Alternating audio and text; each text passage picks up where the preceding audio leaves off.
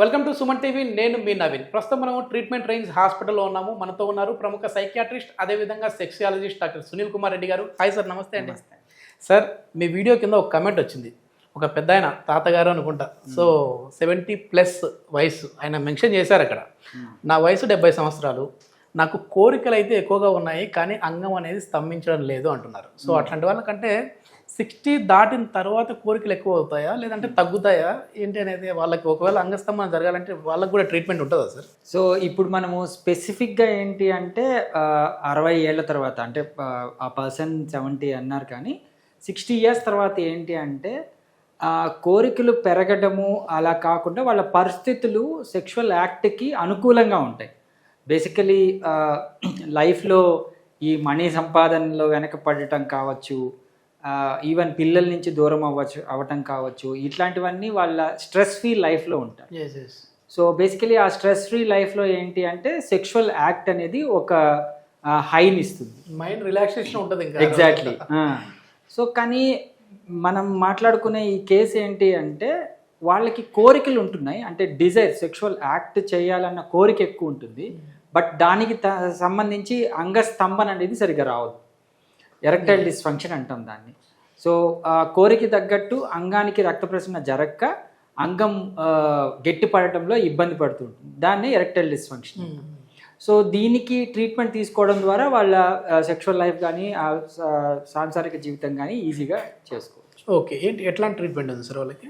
Above 60 గురించి మాట్లాడదాం ఇప్పుడు. అంటే స్పెసిఫిక్గా మీరు అన్న కేసు నాకు వాళ్ళు ఇంకా ఎక్స్ట్రా డీటెయిల్స్ ఏం పంపలేదు. Just I'm age 70 sir, I'm want to participate అన్నారు, ఎరెక్షన్. సో అబోవ్ 60 తర్వాత ఏంటి అంటే వాళ్ళకి మెడికల్ కోమార్బిడిటీస్, అంటే వేరే డిజార్డర్స్ లైక్ షుగర్ కావచ్చు, బీపీ కావచ్చు, థైరాయిడ్ ఇష్యూస్ కావచ్చు, కిడ్నీ ఫంక్షన్స్ కావచ్చు, ఈవెన్ హార్ట్ ప్రాబ్లమ్స్ కావచ్చు, ఇలాంటివన్నీ ఉండి వాటికి తగ్గ మెడికేషన్స్ వాడుతూ ఉంటారు. వీటి వల్ల డ్రగ్ ఇండ్యూస్డ్ ఎరెక్టైల్ డిస్ఫంక్షన్ కానివ్వండి, ఆర్ ఈ బ్లడ్ షుగర్ లెవెల్స్ వల్ల అంగానికి రక్త ప్రసరణ తగ్గటం కానివ్వండి, ఇలాంటి సమస్యలు ఉంటాయి. అవి అన్నీ చూసుకునేసి మనం రెఫర్ చేసుకునేసి ఏంటి ఇబ్బంది అని ఫిజికల్ ఎగ్జామినేషను, సింపుల్ బ్లడ్ టెస్ట్లు చేసుకునేసి వాళ్ళకి స్పెసిఫిక్గా ఏంటి అంటే ఎటువంటి సైడ్ ఎఫెక్ట్స్ లేని ట్రీట్మెంట్ ఇవ్వాల్సి వస్తుంది. ఆల్రెడీ మెడికేషన్స్ వాడుతుంటారు, రకరకాల మెడికేషన్స్.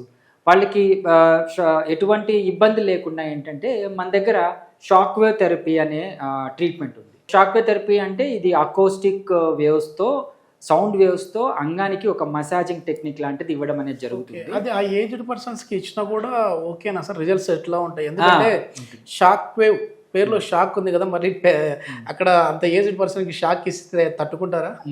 సో మనము ఇప్పుడు నేను షాక్ వేవ్ థెరపీ అన్నాను కదా, దాంట్లో షాక్ అనేది మిత్ వర్డ్ అండి. అంటే ఇది ఎలక్ట్రికల్ షాక్ ఇవ్వటం కానీ అంగానికి ఒక కరెంట్ పంపించడం కానీ కాదు. ఇది ఏంటి అంటే ఒక ప్రోబ్తో, అంటే ఇది సౌండ్ వేవ్స్ని ప్రొడ్యూస్ చేసే ఒక ప్రోబ్. సో ఈ ప్రోబ్లో ఏంటంటే లోపల ఒక బుల్లెట్ సౌండ్ వేవ్స్ని ప్రొడ్యూస్ చేస్తుంది. అది ఇక్కడ మనం అంగానికి మసాజింగ్ చేయడం ద్వారా సో అంగంలోని కణజాలాన్ని యాక్టివేట్ చేయడం, అంటే రిపేర్ చేయడం జరుగుతుంది.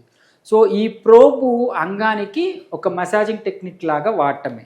సో ఇందులో పెద్దవాళ్ళకి అంతగా డిస్కంఫర్ట్ కానీ సైడ్ ఎఫెక్ట్ కానీ ఏమీ ఉండవు. ఓకే, అంటే ఇంకా ఇది చేయడం వల్ల వాళ్ళకి అంగస్తంభన అనేది మంచిగా జరుగుతుంది.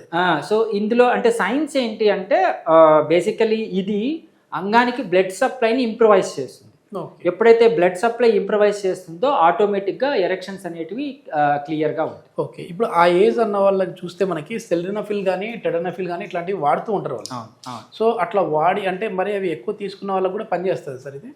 ఇప్పుడు ఆల్రెడీ వాడి మిగతా మెడికేషన్స్తో కంబైన్ చేసి వేసుకునే వాళ్ళకి ఈ షాక్ వేవ్ థెరపీకి వెళ్ళినప్పుడు నేనేమంటాను అంటే వాటిని ఆపేయమని చెప్తాను. సో కంప్లీట్లీ ఆపేసి వాళ్ళకి రెగ్యులర్గా ఇంప్రూవ్మెంట్ కోసం పెడతాను. సో కొంతమందికి వితౌట్ మెడికేషనే ఇది బాగా పనిచేస్తుంది. సో కొంతమంది ఏంటి అంటే రెస్పాన్స్ తక్కువ ఉంటుంది. సో దాంట్లో ఈ షాక్ అయిన తర్వాత మళ్ళీ అదే మెడికేషన్స్ వాడితే రెస్పాన్స్ చాలా ఎక్కువ ఉంటుంది. సో దాన్ని వాళ్ళు ఎంజాయ్ చేస్తారు. సో ఆ విధంగా వీలైనంత వరకు మెడికేషన్స్ని అవాయిడ్ చేయమని చెప్తాను. ఓకే, ఇప్పుడు మీరు ఎట్లాంటి మెడిసిన్స్ ఏమన్నా అంటే దీంతో పాటుగా ఏమైనా మెడిసిన్ సజెస్ట్ చేస్తారా, లేదంటే లైఫ్ స్టైల్ కానీ ఫుడ్ హ్యాబిట్స్ కానీ ఏమైనా చేంజ్ చేయాలని చెప్తారు? ఆబ్వియస్గా పెద్దవాళ్ళలో ఏంటి అంటే మనం ఈ షాక్ వేవ్ థెరపీ ఇచ్చేటప్పుడు అంగానికి ఒక బలాన్ని ఇచ్చేయడానికి డైలీ సప్లిమెంట్స్ లాంటిది ఇంక్లూడ్ చేస్తాము. Okay okay. కానీ టెడలాఫిల్, సెలినాఫిల్, అవినాఫిల్, వడ్డినాఫిల్ అవి వీలైనంత వరకు అవాయిడ్ చేస్తాం. ఇది ఎన్ని రోజులు ట్రీట్మెంట్ సార్ వాళ్ళకి? పెద్దవాళ్ళు వాళ్ళ సమస్యను బట్టి ఎంత కాలం నుంచి వాళ్ళు ఫేస్ చేస్తున్నారో దాన్ని బట్టి మనము 8 నుంచి 12 సెషన్స్ వరకు వాళ్ళకి ఇవ్వడం అనేది జరుగుతుంది. Okay okay. వాళ్ళకి ఇన్ బిట్వీనే వాళ్ళకి ఇంప్రూవ్మెంట్ అనేది ఉంటుంది. సార్ మామూలుగా ఈ ఏజ్కి సంబంధించిన వాళ్ళు వచ్చినప్పుడు మిమ్మల్ని డైరెక్ట్గా మీట్ అయినప్పుడు వాళ్ళు చెప్పే మెయిన్ ప్రాబ్లం ఏంటంటే, నేను అడిగిన క్వశ్చన్ మాదిరిగానే ఉందా, లేదంటే ఇంకా ఏమైనా అడిషనల్గా యాడ్ చేస్తున్నారు? ఇది క్లియర్గా వాళ్ళకి ఏంటంటే ఆ ఫ్రీ టైం దొరుకుతుంది, బట్ సెక్షువల్ డిజైర్ ఉంటుంది, దానికి తగ్గట్టు అంగస్తంభన రాదు అనే నాకు డైరెక్ట్గా క్లయింట్స్ వస్తూ ఉంటారు. దీంతో పాటు కొంతమందికి అంగం స్తంభిస్తుంది బట్ వెంటనే మెత్తబడిపోతుంటుంది. సో ఇది కూడా ఎరెక్టైల్ డిస్ఫంక్షన్ కిందకే వస్తుంది. ఇంకొకటి ఏంటంటే అంగం స్తంభించిన తర్వాత త్వరగా లీక్ అయిపోతుంది, ఎక్కువసేపు హోల్డ్ చేయకుంటున్నాను సార్ అంటే శీఘ్రస్ఖలనం. సో ఇది కూడా సమస్యలో ఉంటుంది.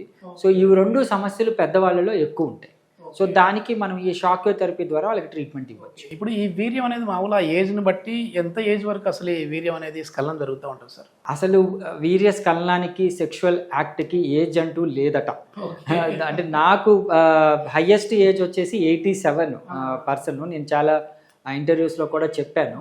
బట్ అబోవ్ 100 తర్వాత కూడా అంగస్తంభన అనేది ఉంటుంది. అది యాక్చువల్గా హ్యూమన్కు ఉండే నేచర్. మనకు ఆకలి ఎలాగో సెక్షువల్ డిజైర్ కూడా అంతే. సో ఆకలి, నిద్ర, సెక్షువల్ యాక్ట్ ఒక హ్యూమన్ బీయింగ్కి చనిపోయేంత వరకు ఉంటాయి. Okay okay okay. Thank you sir. Thank you.